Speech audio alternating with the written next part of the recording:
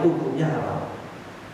Tapi kalau kesamaan itu hanya dalam kaitan dengan tanggal, maka itu nggak tasyabuh. Contoh 10 Muharram nanti besok ini kan sunnah untuk puasa.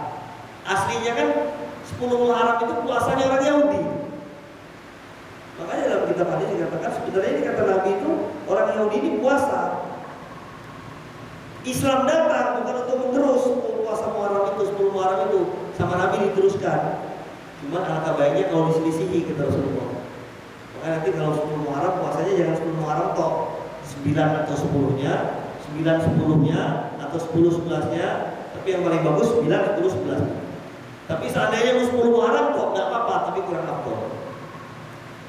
Makanya kata ulama, kalau kesamaan dalam masalah masalah dengan orang kafir itu hanya kesamaan dalam hal waktunya, tapi beda amalannya, maka itu tidak termasuk tasyabuh. Nggak seperti orang Wahabi, itu takziah 40 hari 100 orang Hindu. Oke, walaupun tanggalnya sama, iya. Misalnya orang Hindu 40 100 meratapi kematian keluarga mereka yang mati. Tentu nggak sama orang Islam 40 hari. Makanya saya bilang sama Bapak, yang namanya tasyabuh itu ikut orang kafir itu kalau sengaja niatnya. Sekarang saya tanya sama Bapak datang ke acara orang takziah 40 hari, niatnya ngikutin orang Hindu nggak? Niatnya? Enggak kan? Enggak, makanya itu bukan tasyabuh. Dan beda, orang Hindu dia itu nyanyi-nyanyi kalau 40 hari itu, kalau orang Islam baca Quran di situ, makan bareng di situ, doa bareng di situ, ya jelas lain.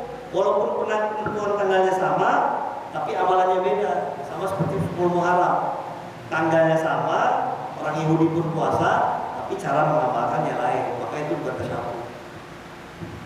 Tapi kalau yang saya bilang tadi itu, anak muda pakai jersey, coba perhatikan Bapak. Kalau orang-orang sepak bola, kenapa saya tahu betul? Karena rumah mak saya di Labuan Ratu itu di depannya ada kafe. Tiap malam minggu biasanya mereka nobar nonton bareng. Nah biasanya fans club sepak bola itu, mereka itu sebelum tanding kesebelasannya itu menyanyikan yel-yel. Wow. Persis dengan lagu gereja, nggak ada beda. Nah seperti itu tasyabuh, itu nggak boleh. Jadi kita harus tahu ya yang mana yang ikut orang kafir yang dilarang dengan ikut orang kafir yang dibolehkan, harus tahu. Jangan terabas kongkol, tasyabuh haram, nggak boleh. Nabi juga mengikuti tanggal yang sama tetapi tidak tasyabuh. Terus sekarang yang 3. 7 lihat berapa sekarang bisa ya? 6. Hah? Kurang? Bisa ya? Ya, saya selesaikan di tanggung ini. Kemudian yang ketiga di sini, yang ketiga belum bel kan? Hah? Al-kufur al-qawli, kufur dengan sebab perkataan. Ini bahaya nih Pak. Orang itu kufur qawli kata ulama disebabkan apa? Kaqauli Allah ya. Ketika seorang mengatakan Allah tidak adil, maka orang itu langsung gugur imannya kata ulama. Jadi bahaya Bapak, jangan sampai mengatakan Allah tidak adil. Seberat apapun masalah, seberat apapun ujian, jangan sampai mengatakan Allah tidak adil. Wa inna ma yakunul abdi hakada kana murtadan.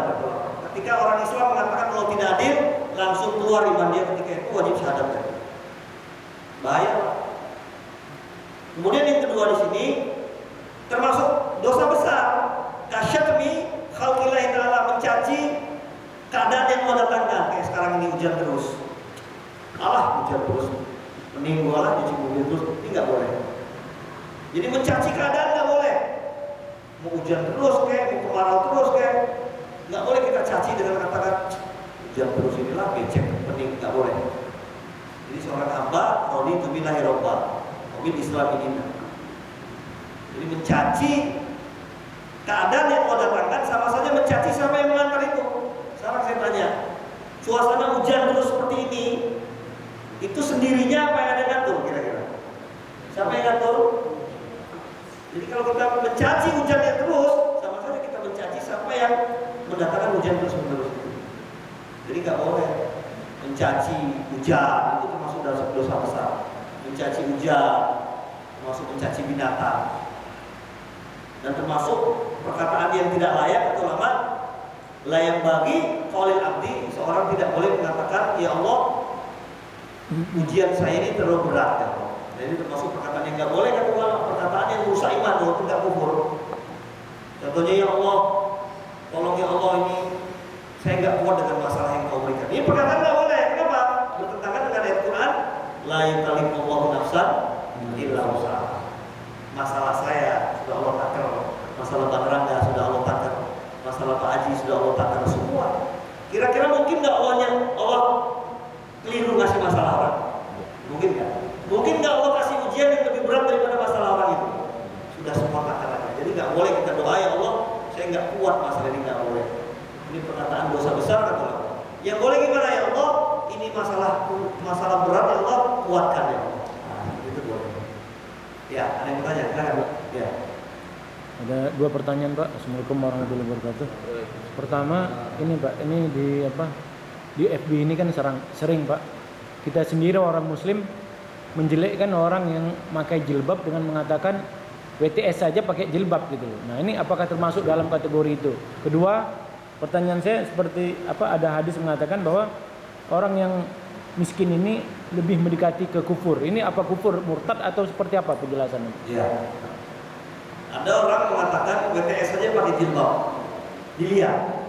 Kalau memang dia itu niatnya istighfar, minimal perkataannya ini dosa besar.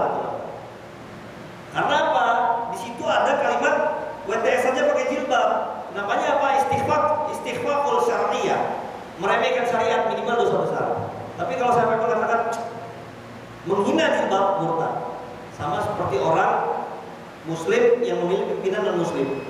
Kalau sampai dia tahu Quran itu ada ancamannya, kalau dia terus terjang, maka tidak ada guna sholat dia, tidak ada guna zakat dia, tidak ada guna puasa dia. Yang kedua, dengan masalah perkataan apa itu? Masalah apa yang orang miskin ini mendekati kufur. Ya kadul faqra kufur. Memang ada di sisi hampir-hampir kekufuran itu, kefakiran itu kata Nabi mendekati kekufuran. Iya. Maksudnya terkadang orang kalau miskin sekali ini, kalau dia tidak punya agama, dia akan jadi kufur. Dia akan menganggap Allah itu nggak beri nikmat sama dia. Tapi ya di sini tidak mutlak kata ulama. Kufur fakir yang mana yang menyebabkan kekufuran? Tidak semua orang itu miskin langsung dekat ke kekufuran, enggak. Malah sebagian orang itu ketika dia miskin dia bisa dekat sama Allah. Nggak usah jauh-jauh. Di LP di penjara itu orang kaya jadi miskin, dengan sebab miskinnya dia bisa dekat sama Allah. Dulu waktu berduit nggak dekat sama Allah. Kadang-kadang orang ini harus miskinkan dulu baru dekat sama Allah. Walaupun ada orang ini yang miskin kaya pening semua, ya, ini ada lagi orang seperti itu. Tapi nggak bisa dimutlakan. Ada lagi? Cukup ya? Saya cukup, insya Allah kita tutup dan bagi para majelis. Subhanallah wa bihamdihi, asyhadu an la ilaha illallah, astaghfiruka wa atubu ilaik. Assalamualaikum.